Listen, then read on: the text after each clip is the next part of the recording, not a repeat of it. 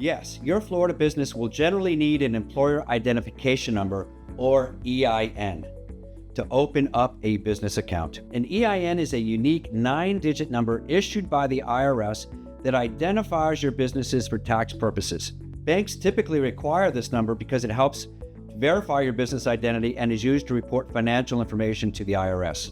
If you're a sole practitioner, you might be able to use your Social Security number instead of an EIN, but having an EIN is still recommended. It separates your personal finances from your business finances, providing an extra layer of protection. Additionally, many banks don't even open up a business account without an EIN number, especially for LLCs, corporations, and partnerships.